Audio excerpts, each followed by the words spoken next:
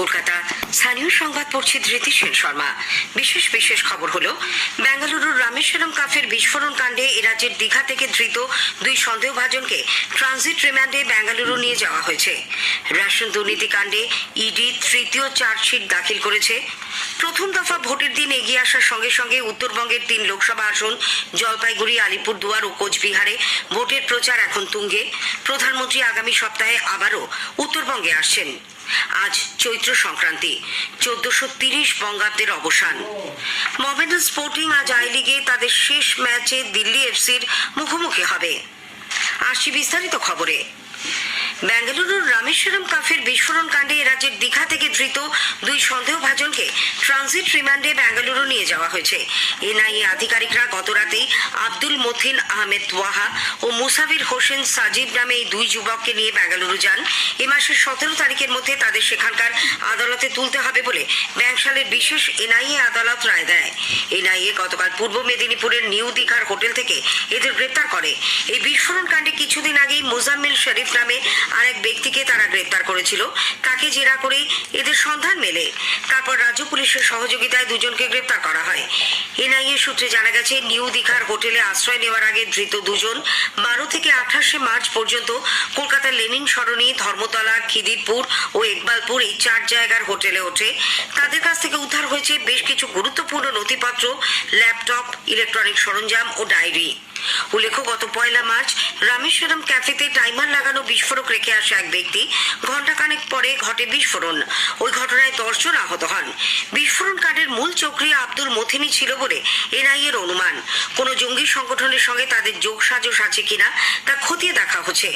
রাজ্যপাল সিভি আনন্দ বোস বিস্ফোরণ কাণ্ডে জড়িতরা ধরা পড়ায় সন্তোষ ব্যক্ত করেছেন। গতকাল কলকাতা বিমানবন্দরে তিনি বলেন, অপরাধীরা দেশের যে প্রান্তেই লুকিয়ে থাকুক না কেন, তারা আইনের হাতে ধরা পড়বেই। এদিকে ভোটের মুখে এই ঘটনাকে কেন্দ্র করে শুরু হয়েছে রাজনৈতিক চাপানুতর। পশ্চিমবঙ্গ জঙ্গিদের সুরক্ষিত আশ্রয়স্থলে পরিণত হয়েছে বলে এ রাজ্যে বিজেপির সহ পর্যবেক্ষক অমিত মালব্য মন্তব্য করেছেন। এক্স হ্যান্ডেলে এক পোস্টে তিনি এই জন্য মমতা ব্যানার্জি সরকারকেই দায়ী করেন। বিরোধী দলনেতা শুভেন্দু অধিকারীও বলেছেন, পশ্চিমবঙ্গ এখন আন্তর্জাতিক জঙ্গিদের মুক্তাঞ্চল। অন্যদিকে তৃণমূল কংগ্রেস প্রধান মুখ্যমন্ত্রী মমতা ব্যানার্জি বিষয়টি নিয়ে বিজেপির বিরুদ্ধে রাজনীতি করার অভিযোগ তুলেছেন। তিনি গতকাল উত্তরবঙ্গে বলেন, রাজ্য পুলিশ মাত্র 2 ঘন্টার মধ্যেই দুষ্কৃতীদের খুঁজে বের করেছে। তৃণমূল কংগ্রেস নেতা কুণাল ঘোষ বলেছেন, ওই 2 জঙ্গির কাঁথির কোন পরিবারের আশ্রয় ছিল তা আগে জানা দরকার। প্রদেশ কংগ্রেস সভাপতি অধীর রঞ্জন চৌধুরী এই ঘটনার তদন্ত ও দোষীদের উপযুক্ত শাস্তির দাবি জানিয়েছেন। বামফ্রন্টও ঘটনায় উদ্বেগ প্রকাশ করেছে। রেশন দুর্নীতিকাণ্ডে এনফোর্সমেন্ট নির্দেশালয় ইডি তৃতীয় চার্জশিট দাখিল করেছে। এই দুর্নীতিতে অভিযুক্ত ব্যবসায়ী বিশ্বজিৎ দাস ও তার বৈদেশিক মুদ্রা বিনিময় সংস্থার বিরুদ্ধে কলকাতার বিশেষ ইডি আদালতে গতকাল এই চার্জশিট পেশ করা হয়। এতে বলা হয়েছে, বিশ্বজিৎ হাওয়ালার মাধ্যমে বাংলাদেশ হয়ে 350 কোটি টাকা দুবাইয়ে পাচার করেছিল। বিশ্বজিতের আইনজীবী অবশ্য ইডির অভিযোগ অস্বীকার করে বলেছেন, রিজার্ভ ব্যাংকের নিয়ম অনুযায়ী আমদানি রপ্তানির ব্যবসায় এই টাকা বাংলাদেশ হয়ে দুবাইয়ে যায়। তিনি কোনো বেআইনি কাজ করেননি। উল্লেখ্য, 2000 থেকে 2004 সাল পর্যন্ত বনগাঁ পুরসভার প্রাক্তন চেয়ারম্যান শঙ্কর আঢ্যের কর্মচারী ছিলেন বিশ্বজিৎ। প্রাক্তন খাদ্যমন্ত্রী জ্যোতিপ্রিয় মল্লিকের টাকা শঙ্করকে পৌঁছে দেওয়ার কাজ করতেন তিনি। ইডির দাবি, জ্যোতিপ্রিয়র যে 2000 কোটি টাকা শঙ্করের মাধ্যমে দুবাইতে পাঠানো হয়েছিল, তার একটা বড় অংশই পাচার করেছিল বিশ্বজিৎ। এই মামলায় 10 কোটি টাকা মূল্যের 11টি সম্পত্তি বাজেয়াপ্ত হয়েছে বলেও ইডি জানিয়েছে। এর মধ্যে জ্যোতিপ্রিয় মল্লিকের 2টি বাড়িও ফ্রিজ করা হয়েছে। আগেই জানানো হয়েছে, রেশন দুর্নীতি মামলায় ইডি গত মার্চ মাসে প্রথম চার্জশিট দাখিল করে। এতে নাম ছিল শঙ্কর আঢ্যর।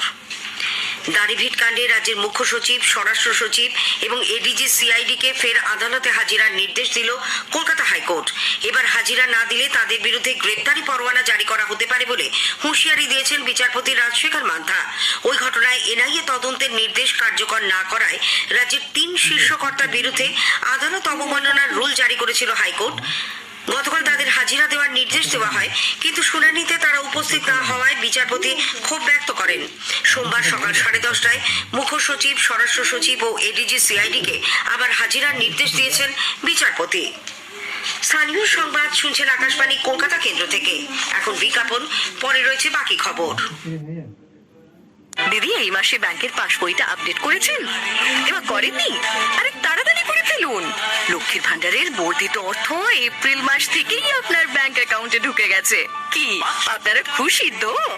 মমতা বন্দ্যোপাধ্যায়ের সরকারই একমাত্র সরকার যে কথা দিয়ে কথা রাখে।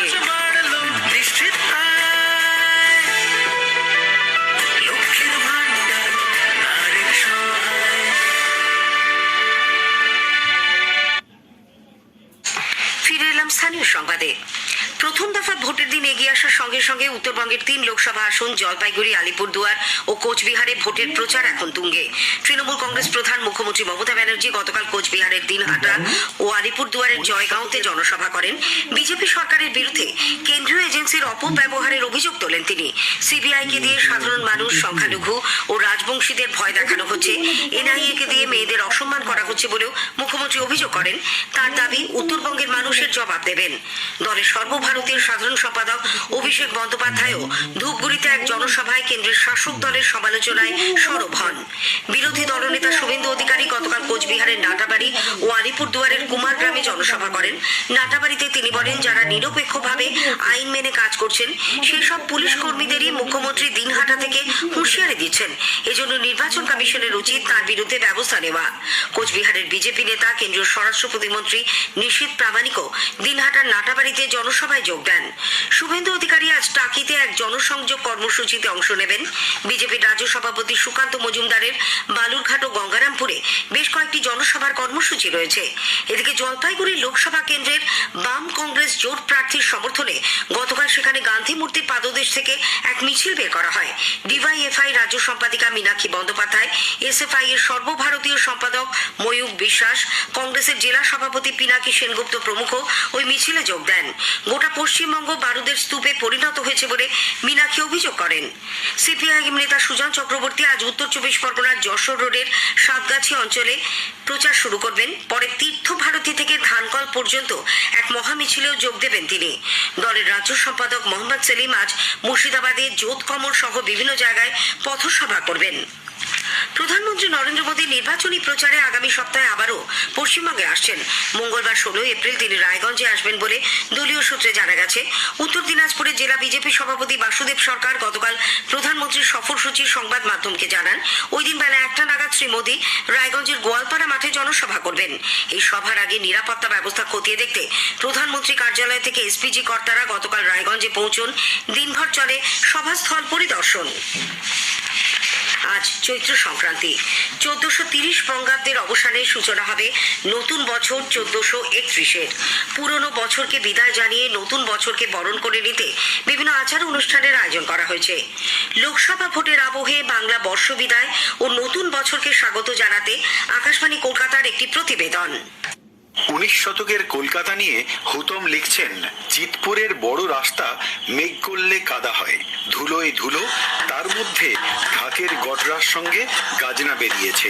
চড়কতলায় টিনের ঘুরঘুরি, টিনের মুহুরি দেওয়া তলতা বাঁশের বাঁশি, হলদে রং করা বাঁখারি চড়ক গাছ, ছেঁড়া ন্যাকড়া তৈরি গুড়িয়া পুতুল, শোলার নানা প্রকার খেলনা, পেল্লাদে পুতুল, চিত্তির করা হাঁড়ি বিক্রি করতে বসেছে। ড্যানাক ড্যানাক ড্যাডাং ড্যাং চিংড়ি মাছের দুটো ঠ্যাং, ঢাকের বোল বাজছে, গোলাপি খিলির দোনা বিক্রি হচ্ছে। একজন চরকি পিঠে কাঁটা ফুঁড়ে নাচতে নাচতে এসে চড়ক গাছের সঙ্গে কোলাকুলি করলে।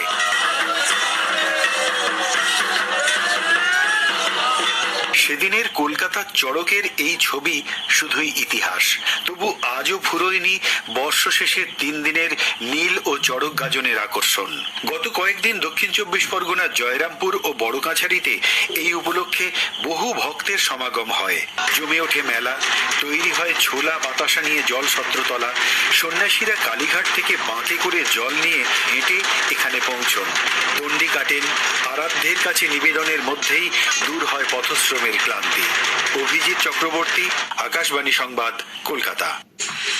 মোহামেডান স্পোর্টিং আজ আই লিগে তাদের শেষ ম্যাচে দিল্লি এফসির মুখোমুখি হবে। যুব ভারতী ক্রীড়াঙ্গনে এই ফুটবল ম্যাচ শুরু হবে সন্ধ্যে 6টায়। মোহামেডান ইতিমধ্যে আই লিগ চ্যাম্পিয়ন হয়ে আগামী মরশুমে আইএসএল এ খেলার যোগ্যতা অর্জন করেছে। আজকের ম্যাচটি তাদের কাছে নিয়ম রক্ষার। ছত্তিশগড়ের স্বামী বিবেকানন্দ অনূর্ধ্ব-20 জাতীয় ফুটবল প্রতিযোগিতার গ্রুপ ই লিগে বাংলা ও তামিলনাড়ুর মধ্যে ম্যাচটি গতকাল অমীমাংসিতভাবে শেষ হয়। রবিবার বাংলার পরের ম্যাচ পাঞ্জাবের বিরুদ্ধে।